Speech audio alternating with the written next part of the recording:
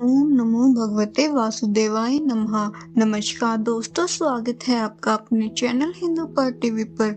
दोस्तों, आज हम आपको वैशाख महात्म्य का 15वां अध्याय सुनाने जा रहे हैं। अगर आपने इससे पहले के 1 से लेकर 14 अध्याय नहीं सुने हैं तो आप हमारे चैनल पर बनी प्लेलिस्ट वैशाख महात्म्य में जाकर सुन सकते हैं। वीडियो को शुरू करने से पहले वीडियो को लाइक करें और चैनल को सब्सक्राइब करें।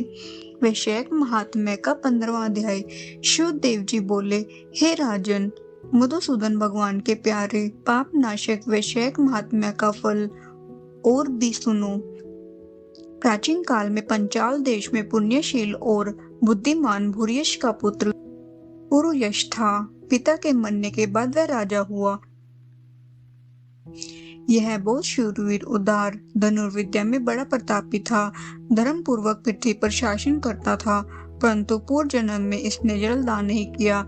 इस पाप के मारे कुछ काल में उसकी सब संपत्ति नष्ट हो गई। उसे बलहीन जान उसके वैरी अनेक राजा आए और उसे युद्ध में जीत लिया।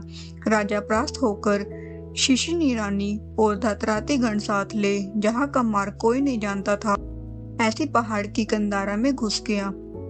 वहां 53 वर्ष व्यतीत किए। एक दिन अपने सदगुरु को सोचता हुआ अपने गुरु को स्मरण करने लगा। तब याज और उपयाज नाम के मुनीश्वर सर्वज्ञाता राजा के पास आ पहुँचे। राजा उन्हें देखकर सहसा उठा खड़ा हुआ और भक्ति पूर्वक सिर झुकाकर उनके चरणों में गिर पड़ा। दोनों मुनियों ने राजा को उठाया और आंसू पोंछे। तब वन के पुष्पादि से राजा ने मुनियों से प्रश्न किया, हे मुनीश्वरों, मेरे दुख का कारण विस्तार पूर्वक मुझसे कहिए। सद्कर्म करते हुए भी मेरी सारी संपत्ति नष्ट हो गई और मुझे महान कष्ट क्यों भोगना पड़ रहा है।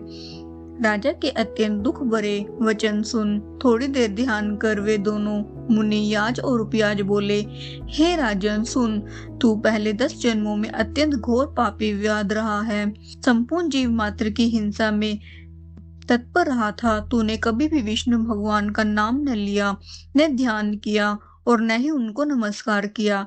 हे राजन, ऐसे करते करते तेरे 9 जन्म बीत गए।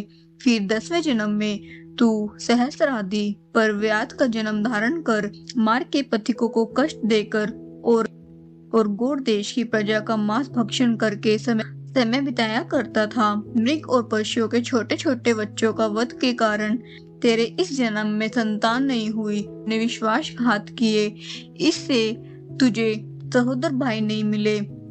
मार्ग में यात्रियों को घोर कष्ट देने से तेरे मित्र नहीं हैं। साधुओं का तिरस्कार करने से तुझे शत्रुओं ने पराजित किया। कभी दान नहीं किया, इस दोष से तेरे घर में दरिद्रता आई। सदा उद्वेग कराने से तुझे देश से निकाला गया।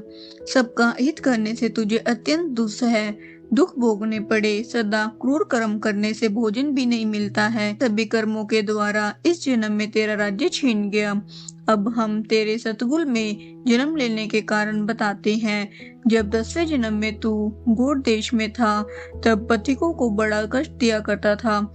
एक दिन कंटक में वन में 2 वैश्य और कर्शन नामक मुनि वहां आए, जिनमें से एक वैश्य को तूने मार डाला और उसका सब धन छीन लिया, और दूसरा अपनी जान बचाने अपने धन को कहीं लता पत्रों में फेंक गया। और कर्शन मुनि भी अपनी मृत्यु के डर से धूप में भागे तो तृषा और धूप से व्याकुल मूर्छित हो गिर पड़े।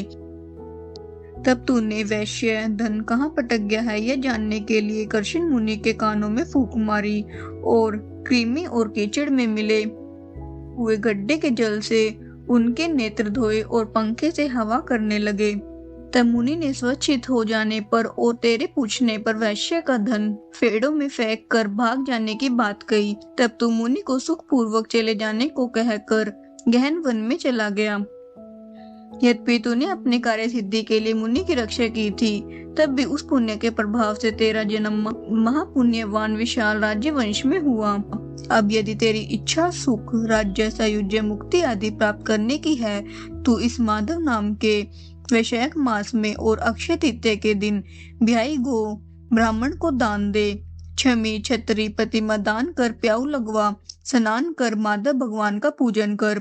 इन वैश्योक्त धर्मों के करने से तेरी विजय होकर साम्राज्य की प्राप्ति होगी और सब सुख भोगेगा और अपने समान पुत्र प्राप्त करेगा।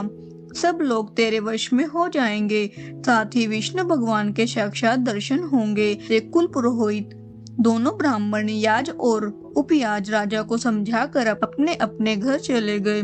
तब राजा ने पुरोहितों की आज्ञा के अनुसार अपनी बची हुई सेना को संग ले अपने संपूर्ण कुटुंब सहित पांचाल नगरी में प्रवेश किया और वे शैक के धर्मों को करने लगे। जब राजाओं ने फिर चढ़ाई कर दी तब घोर संग्राम कर और उन सबको जीत उनके राज्यों में से 10 अरब घोड़े, 3 कोट हाथी, 1 अरब रथ, 10 सहस्त्र ऊंट, 3 लाख गधे अपनी पुरी में लाया और सब राजा कर देने लगे। मधुसूदन भगवान की कृपा से वह चक्रवर्ती राजा हुआ तथा उसके 5 पुत्र बड़े गुणवान, शूरवीर और उदार धृष्टकेतु, धृष्टद्युम्न, विजय, चित्रकेतु, मयूरध्वज नाम के हुए। संपूर्ण प्रजा अनुराग और विश्वास करने लगी। फिर पंचाल देश का राजा निष्काम चित हो मधुसूदन भगवान की पूजा के लिए सभी धर्म करने लगा, जिनसे प्रसन्न हो मधुसूदन भगवान ने अक्षय तृतीया के दिन 4 भुजाओं में शंख, चक्र, पद्म लिए पीताम्बर धारण किए, वनमाला पहले लक्ष्मी और अनुचरों सहित गरुड़ पर चढ़ साक्षात दर्शन दिए। उनके असहनीय तेज को देख राजा ने नेत्र बंद कर लिए। फिर उनके दर्शन कर हर्ष के मारे सब देह में रोमांच खड़ा हो गया।